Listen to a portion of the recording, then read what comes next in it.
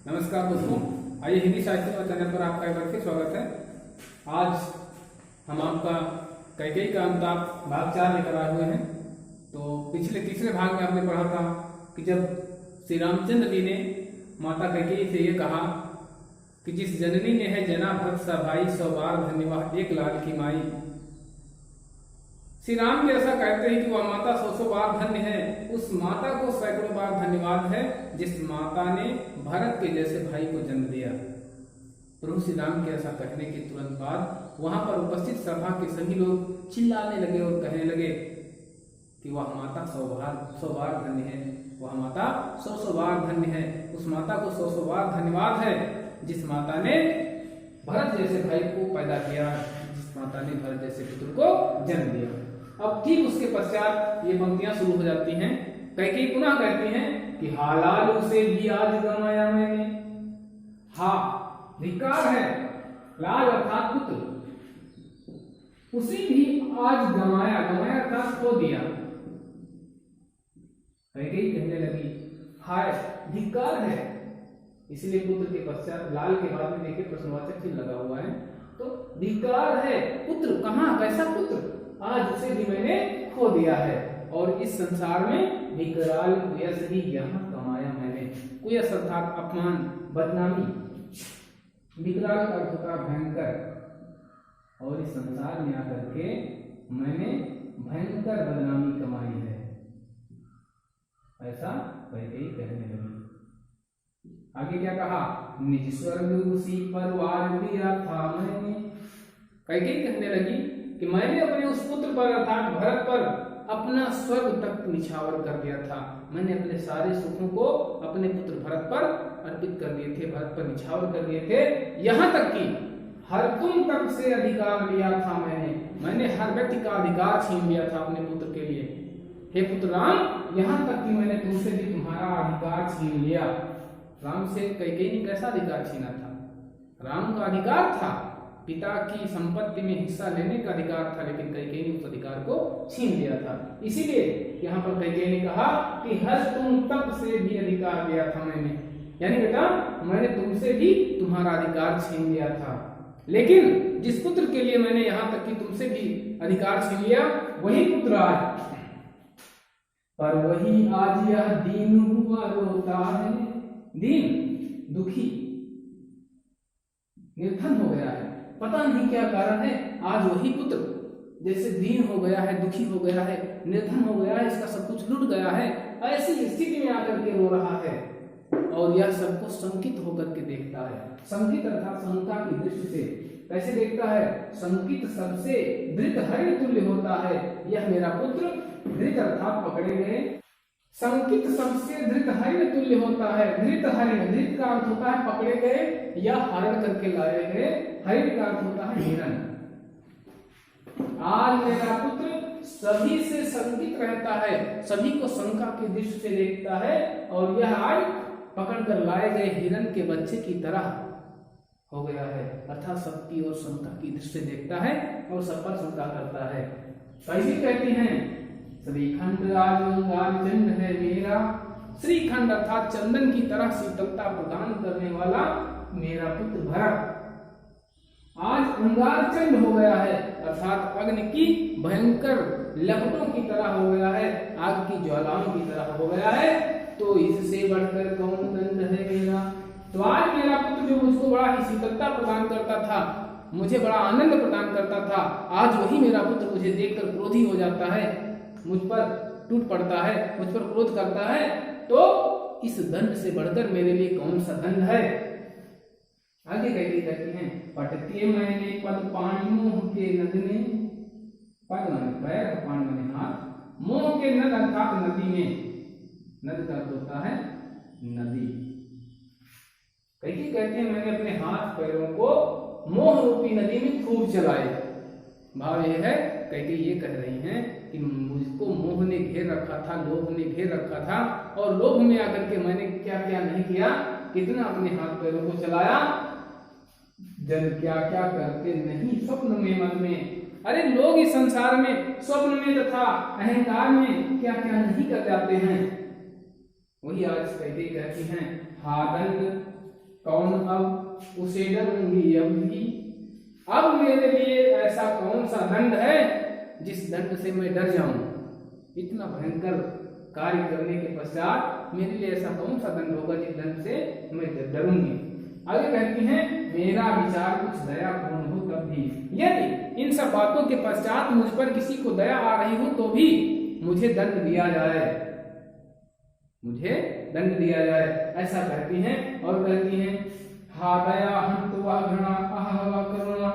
कब कहता है कि आज कैकेयी के लिए कितनी दया निकल रही है, लेकिन कैकेयी कहती हैं कि वह दया जो मेरे प्रति आज लोगों के द्वारा की जा रही है उस पर मैं धिक्कार करती हूँ, मुझे वह दया नहीं चाहिए। हंत वह घृणा, उस दया को लोग समाप्त कर दें और मुझको घृणा की दृष्टि से देखते रहें। आहा वह करुणा, और कैकेयी कहती हैं आज मुझ पर करुणा करने की कोई आवश्यकता नहीं है।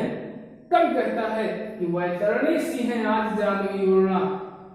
कैकेयी के दोनों नेत्रों से निकलने वाली जाह्नवी और वरुणा अर्थात गंगा यमुना रूपी नदियां इतना रो रही हैं, आंखों से आंसू निकल रहे हैं। अतिशयोक्ति अलंकार के माध्यम से कवि ने कहा है कि कैकेयी की आंखों से निकलने वाली गंगा यमुना अर्थात दोनों आंखों से निकलने वाली आंसू की धाराएं आज कैकेयी के लिए वैतरणी के समान हैं।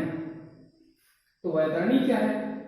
वैतरणी जो लोग कुकृत्य करते हैं, इस संसार में आकर के पाप कर्म करते हैं, तो मृत्यु के पश्चात उनका भोग करने के लिए वो नरक जाते हैं। और ऐसा माना जाता है सनातनी परंपरा के अनुसार कि जो लोग नरक जाते हैं तो नरक जाने के पहले उनको वैतरणी पार करनी होती है, और वैतरणी में यही सब मल पदार्थ आदि भरे होते हैं। तो आज कैकेयी की दोनों आंखों से निकलने वाली गंगा यमुना रूपी अश्रुधाराएं कैकेयी के लिए वैतरणी के समान है। वैतरणी नरक की नदी का नाम है।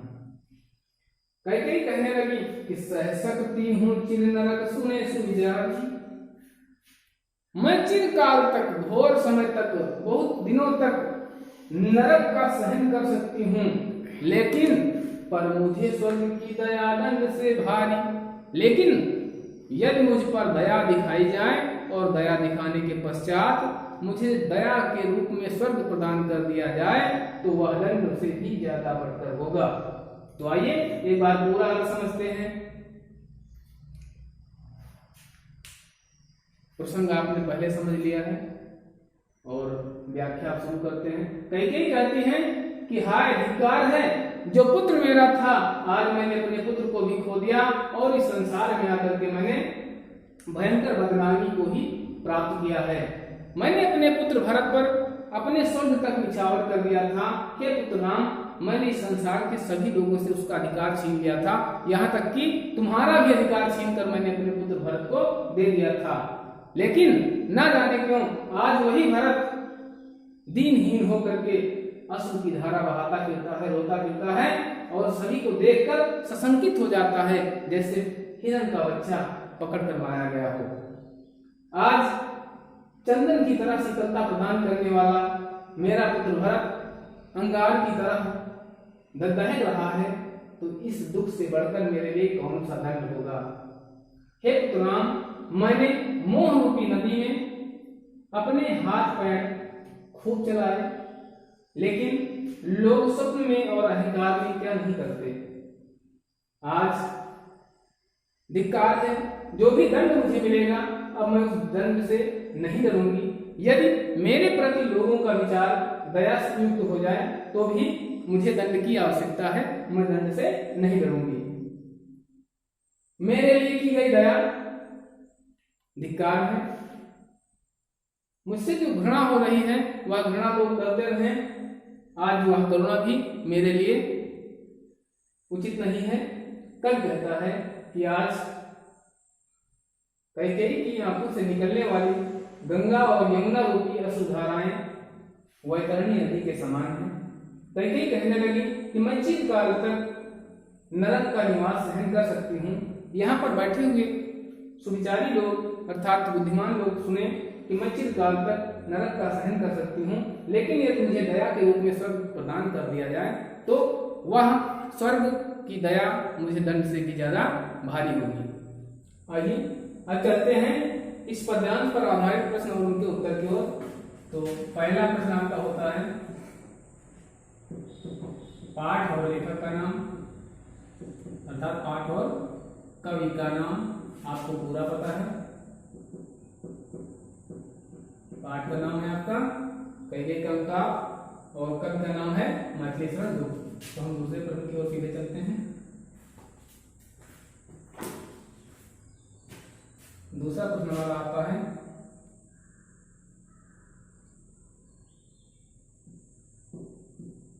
कैकेयी ने अपने पुत्र भरत के लिए क्या किया?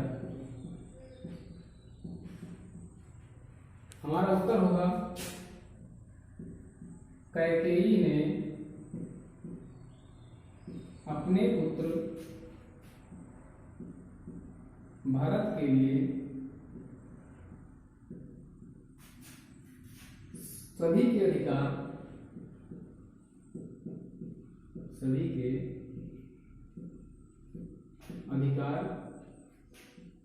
छीन लिए थे।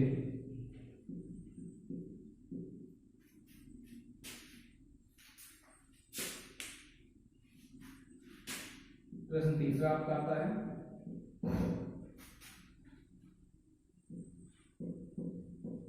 भरत की दशा का कैसा वर्णन कैकेयी के द्वारा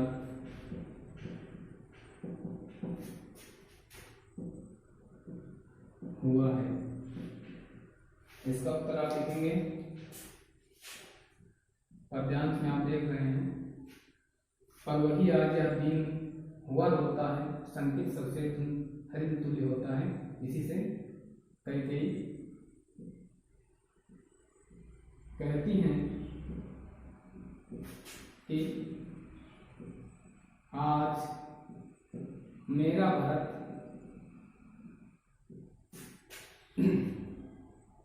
दीनहीन होकर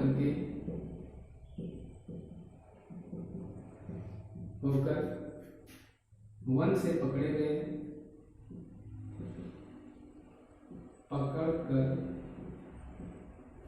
वन से पकड़कर लाए गए हिरण की तरह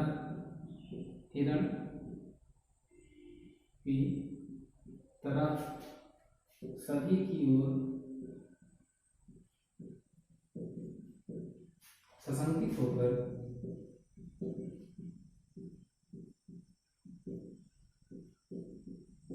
देख रहा है। चौथा प्रश्न आपका आता है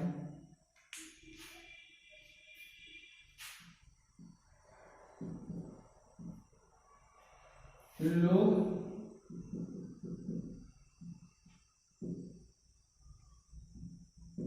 अहंकार और स्वप्न में क्या क्या कर सकते हैं? क्या क्या कर सकते हैं? इसका उत्तर आप लिखेंगे लोग स्वप्न और अहंकार में बिना विचारे हुए या बिना विचार किए हुए एवं उचित अनुचित का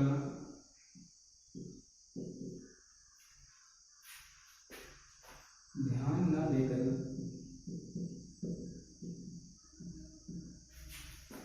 निर्णय ले लेते हैं।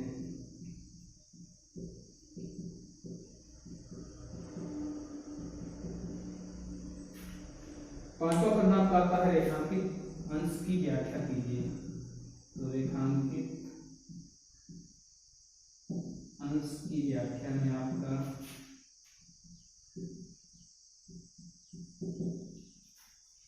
सबसे अंत की जो पंक्तियां हैं आपकी, सह सकती हूँ चिर नरक सुने सुविचारी, पर मुझे स्वर्ग की दया ढंग से भारी। इस पर कैकेयी कहती हैं, व्याख्या हेडिंग डालेंगे आप एकांकी तंत्र की व्याख्या। कैकेयी कहती हैं कि मैं चिरकाल तक नरक में निवास करना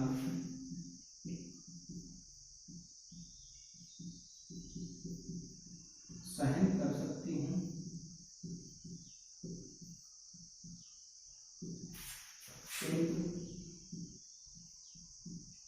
यदि मुझे दया देकर स्वर्ग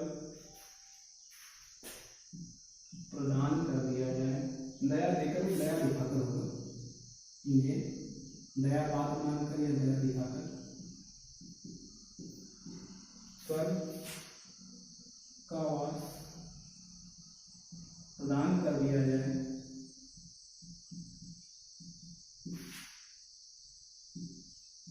तो यह मेरे लिए दंड से भी बढ़कर होगा। तो दोस्तों, मेरे द्वारा बनाया गया वीडियो आपको कैसा लगा? वीडियो यदि अच्छा लगा तो मेरे द्वारा बनाए गए वीडियो को लाइक करिए, चैनल को सब्सक्राइब करिए और वीडियो को शेयर करिए। यह आज आपका चौथा भाग है। अगले दिन यानी अगले वीडियो में आप इसका अंतिम भाग देखेंगे। एकदम कैकेयी का अनुदात का अंतिम भाग आपको अगले वीडियो में प्राप्त हो जाएगा। तो 5 भागों की श्रृंखला इसकी बनाई है। तो मिलते हैं नए वीडियो के साथ, तब तक